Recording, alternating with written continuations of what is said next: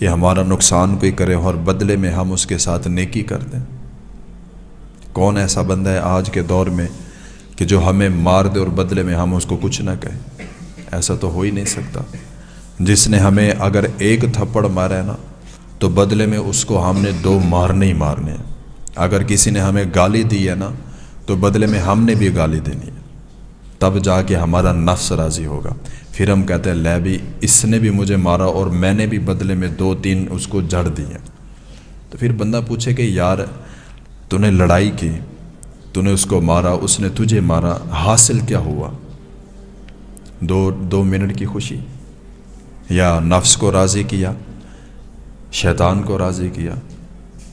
جبکہ کریمہ علیہ الصلوۃ والسلام نے فرمایا بدلہ لینے والے سے معاف کر دینے والا بڑا ہوتا ہے۔ جس نے بدلہ لے لیا نا اس نے اپنا انتقام لے لیا، اور جس نے بدلہ نہیں نہ لیا، جو خاموش ہو گیا، اس نے اپنے معاملات اللہ کے سپرد کر دیے۔ پھر اللہ تعالیٰ فرماتا ہے واللہ عزیز ذو انتقام، کہ اللہ رب العزت زبردست انتقام لینے والا ہے۔ اگر کسی نے ہمارے ساتھ زیادتی کر دی، ہمارا حق مار لیا یا ہمیں کوئی نقصان پہنچایا، ہم نے بدلے میں اس کو معاف کر دیا کہ بھائی جا اللہ تیرا بھلا کرے، تو کریمہ علیہ الصلوۃ والسلام نے فرمایا کہ جس نے اپنے معاملات اللہ پہ چھوڑے تو اللہ رب العزت کبھی بھی اس بندے کو نقصان نہیں ہونے دے گا۔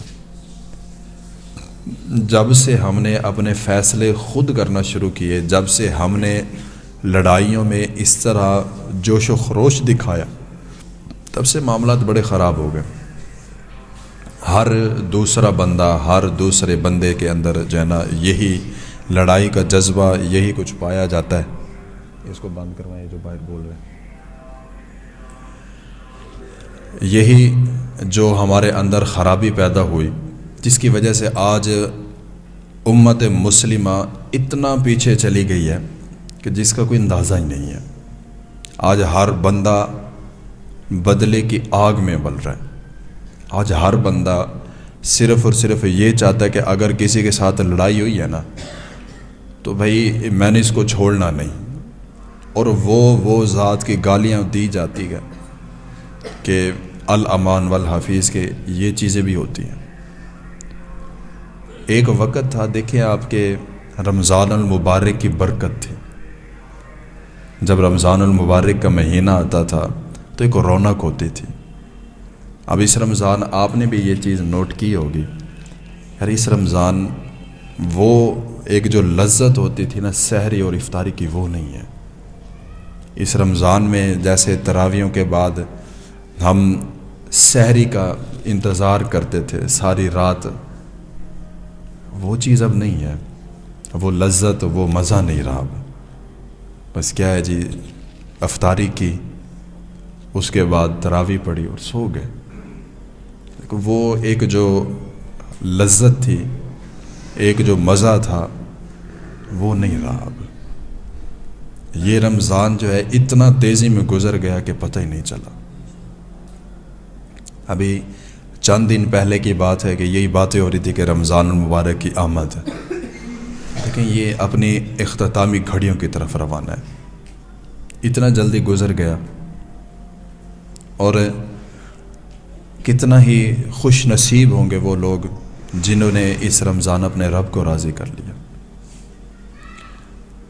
صحابہ کرام نا عید والے دن، ایک صحابی رسول، آپ نے نا نئے کپڑے نہیں پہنے، تو باقیوں نے پوچھا کہ یار عید کا دن ہے، نئے کپڑے نہیں پہنے آپ نے، لوگوں سے ملے نہیں آپ، عید مبارک نہیں بولا آپ نے، کیا ہوا؟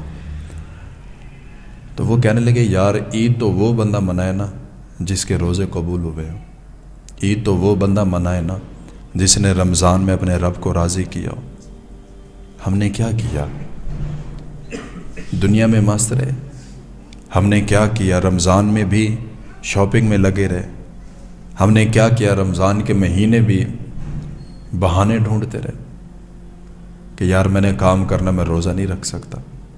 یار اگر سارا سال کام کر کے اگر پوری نہیں نہ پڑی تو رمضان کے مہینے میں بھی نہیں پڑھنی، لیکن روزہ تو نہیں نہ چھوڑ سکتے۔ ایک روزہ اگر کسی نے چھوڑ دیا جو بالغ ہے، عاقل ہے، سمجھدار ہے، ایک روزہ جس نے چھوڑا اس کی قضا لازم ہے، وہ قضا کرے گا، لیکن قیامت تک وہ روزے رکھتا رہ گئے، اس ایک روزے کا ثواب اور اس کی برکت اس کو حاصل نہیں ہونی، قیامت تک چاہے رکھتا رہے۔ ایک روزہ اگر رہ گیا تو جن کے روزے رہ گئے وہ تو ختم، وہ تو اب ان کا نہ ثواب ملے گا اور نہ ہی اس کے مرتبے اور مقام کو وہ بندہ پہنچ سکے گا، چاہے ساری زندگی لگا رہے، وہ تو نقصان ہو گیا۔ تو جو بندے جان بوجھ کر بلا وجہ روزہ چھوڑ رہے ہیں، وہ کس لیے چھوڑ رہے ہیں، کس وجہ سے چھوڑ رہے ہیں اور کیوں چھوڑ رہے ہیں، ابھی تک یہ وجہ سمجھ نہیں آئی۔ کچھ بندے اس لیے روزہ چھوڑتے ہیں کہ بھئی ہمارا کاروبار ایسا ہے کہ اس میں روزہ رکھے تو لحاظ نہیں رہتا۔ کچھ بندے اس لیے روزہ چھوڑتے ہیں کہ بھئی ہم نے کام کرنا اور کام ہمارا جو ہے وہ دھوپ پہ کھڑے ہونے والا ہے، بہت زیادہ محنت کا کام، اس لیے ہم روزہ نہیں رکھ سکتے۔ تو بھئی بتائیں، جنگ بدر میں صحابہ کرام روزے کی حالت میں نہیں تھے؟ کیا صحابہ کرام روزے کی حالت میں تجارت نہیں کرتے تھے؟ کیا کریمہ کا علیہ الصلاۃ والسلام روزے کی حالت میں تجارت نہیں فرماتے تھے؟ کیا اللہ رب العزت کو اس چیز کا علم نہیں تھا کہ میری مخلوق جو ہے وہ گرمیوں میں دہاڑیاں کرے گی، مزدوریاں کرے گی، تو ان کو روزے کی چھوٹ دے دی جائے؟ اللہ تعالیٰ سب جانتا ہے، اس کے باوجود بھی رب تعالیٰ نے فرمایا کہ روزہ ہر مسلمان عاقل بالغ پر فرض ہے، بس بات ختم۔